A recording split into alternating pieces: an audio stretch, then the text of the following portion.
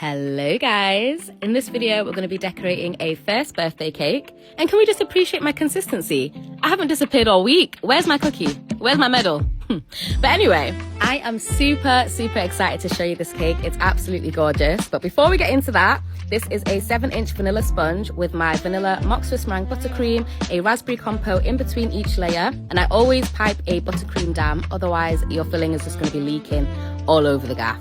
I don't know about you, but personally, I prefer my cake layers to be on the thinner side. I just feel like there's a better cake to buttercream ratio.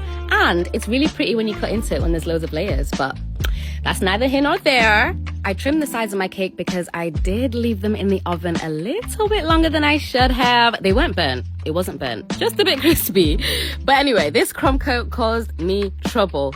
Every time I tried to do anything, the buttercream would just fall. Like, what the heck? The messiest crumb coat award goes to me. Because what do you mean it fell 3 times? Hey, but anyway, we scraped it up, cleaned up the board, and continued on like nothing happened. That's exactly what you're supposed to do. Hide the problems and pretend it never happened. I'm joking, that's terrible advice. Now for the final coat, I coloured my buttercream using Colour Mill Candy Pink, and I did not want the same mistake that happened during the crumb coat to happen again. So I made sure to pull that buttercream down before spreading, just so that gravity didn't get there before I did. But I smoothed it out with my offset spatula, and then I went in with my metal scraper. I get asked all the time, which scraper is better, metal or acrylic? And honestly, I prefer metal because it does give me a smoother finish. However, the acrylic scraper is very lightweight and easy to use. So I really do think it's down to preference. But now onto piping, I use my 4B nozzle just to create this shell border. And I decided to elongate them a bit rather than doing my chunky shell. I don't know why, but I really like the look of it. I used 3 different ruffle tips for this cake alone. So along the top, I used a big one. On the bottom, I used a smaller one. And then along the sides, I used a leaf tip. And I did this strategically because on the top, I wanted the ruffles to be big and OTT. On the bottom, if I used that big one, then it would cover all of the shells. And along the side, that's just because I did it like that. To be fair, the ruffles along the side look like that in the inspiration photo, which I haven't even shown you.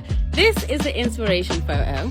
Yeah, so it's a very first birthday theme, which I think is so adorable. Like, how do parents come up with these themes? Anyway, one of my favorite things about cake decorating is adding tiny details that just bring the cake to life. And that's exactly what I'm doing right now. I'm using a number 1 round tip just to add this thread detail. And then I'm outlining that top ruffle. And I love the look of this. Like, it just adds so much. Next, I went in with my number 32 piping tip just to add a shell on top of each ruffle. And I did this so that the ribbon had something to stick to, and also because it looks cute. It looks more finished as well. And I finally figured out how to do those twirly ribbons. Do you know, I used to get scissors and I was scraping my scissors against the ribbon trying to get it curly, when all this time I just had to twirl the ribbon around my tweezers like a piece of spaghetti. And look at the look it gave. The cake topper in the inspiration was acrylic, but I made this out of cardstock and acetate. Oh, I absolutely ate with that cake topper. It looks amazing. But we're not finished yet. I piped on these triangle-shaped blobs and then gently pressed some parchment paper into them. I got this tip from Every Last Crumb, by the way. Absolutely love it. It leaves you with like a really nice smooth base. I then used a number 2 round tip to pipe on these cute little daisies. I know these weren't on the inspiration picture, but they were on her invitation, so I thought it was fitting. And then once it was in the fridge for like 10 minutes, I peeled off the parchment paper, and look how perfectly smooth those are. Shout out to Every Last Crumb, man. I love you. Next, I added on the strawberry leaves, and one thing I hate about mini strawberries, the seeds. I hate piping on the seeds, like it just looks ugly to me. However, I figured out you can just paint them on with some white food coloring. I much prefer the look, and it was so much faster than piping as well. But here is a final spin. Guys, did I not tell you this cake is gorgeous? I told you, and I would never lie to you because this cake is gorgeous. Like, the ribbons, the strawberries, the daisies, the topper, I absolutely ate.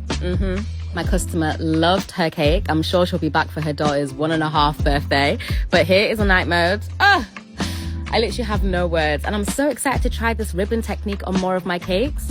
But as always, let me know what you guys think, and I'll see you in the next one. Bye, cuties!